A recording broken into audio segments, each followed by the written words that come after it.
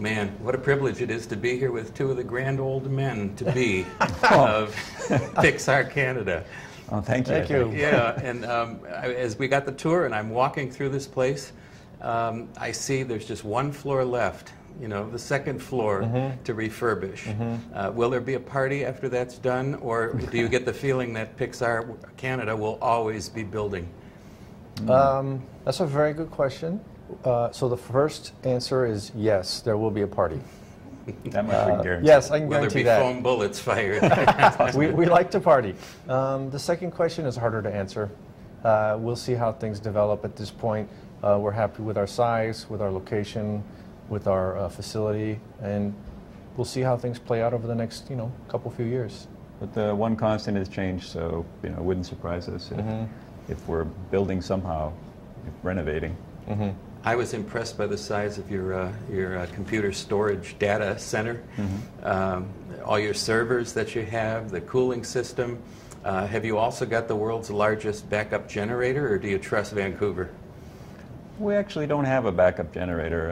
Partly it comes from the awareness that we can weather a small outage and it isn't catastrophic for us in most cases. So probably the cost of perfectly insuring against an outage is too high a cost for us. But yeah, Vancouver's been pretty reliable for us so far. Yeah, it's true, and we do very consistent backups off-site, and that's the most important part, as Darwin mentioned. We did some homework and realized that it's pretty stable, so there wasn't a requirement really.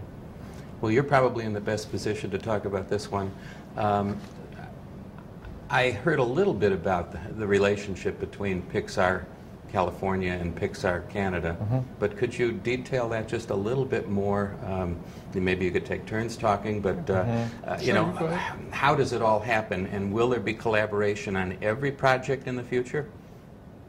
Well, I can't talk about the future because I don't know what it will be, but certainly the way that works right now is stories are developed in California and storyboarded there, and then it's handed off to us for layout, animation, effects, lighting, and so on until we deliver the final computer frames back, the computer images back to Emeryville. So we do that production process, the core making of the computer graphic part of it, I guess you'd say, and they do the development of the story in the front end and the post-production on the back end with sound and so forth.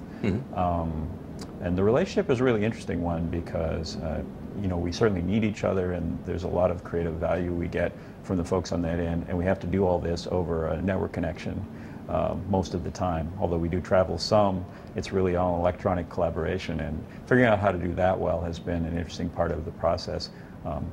Reasonably hard, but I think it's gone a little better than we expected. We were really worried about losing that direct touch contact, but it's worked out quite well. Yeah, one of the huge advantages of being here in terms of proximity is that if we have problems, if things aren't working out, if things can be better, we get on a plane and we're in California in a couple hours, or vice versa, and that's a huge advantage. That's something that you can't really buy, right? And that was one of the conscious decisions we made. One of the factors in the conscious decisions we made to come here. If that's a huge advantage, though, I'll be devil's advocate. Why not just build onto the site at Emeryville?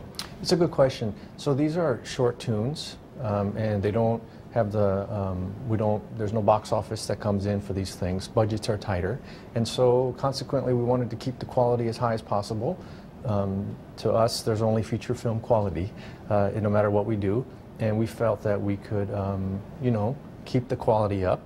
Collaboration works because of the proximity, and then the tax credits really help us help the bottom line. I mean, that's and then also the main thing was to create this dedicated team for these productions. The other thing is we're tapping into a new talent pool by being here that we couldn't tap into in California because not everybody wants to move to California. It's a great place, but not everybody is available there. So in Vancouver, we're finding a new talent pool, the Canadian talent pool, the Vancouver community itself. Plus, a lot of people, when we go recruiting, want to work for PIXAR, but they also think going to Vancouver is a great idea from a lot of places in the world. So, yeah, it was also very, very interesting to come out here with a mission of, create something from scratch, and really make it our own and make it as efficient and lean and nimble as we can, and that was also part of it. Darwin, you supervise the 3D releases of Toy Story and Toy Story 2.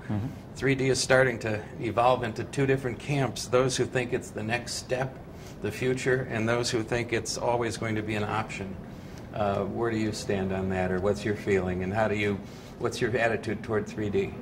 Oh, that's interesting. Well, I think if 3D is done right, if it's done, in a way which is comfortable for the viewers, it can add an enhancing dimension to things, and you can watch a film like Toy Story that you liked before, and now you have this extra depth and dimension. It adds a little to the experience. But on the whole, I guess to me the important thing is the film itself, and not whether it's 3D or not 3D. And I'm happy to make 3D, but it has to be creatively a plus for the film, not just a gimmick, I guess. And sometimes I think it's done less well than it could be, and it's perhaps done as a gimmick rather than, as just an extra dimension to the film. So I was a little shocked to hear The Great Gatsby is going to be in 3D. Okay. Do you have any response to that, or to live action, or do some things lend themselves more to 3D in terms of just the viability of an enhancement? I would guess films with a lot of visual spectacle probably lend themselves to 3D more than, say, My Dinner with Andre, two people sitting talking, but that's a matter of personal taste. So you guys don't want to be in 3D together anytime soon, I gather? No. No, we're probably not. We need better technology.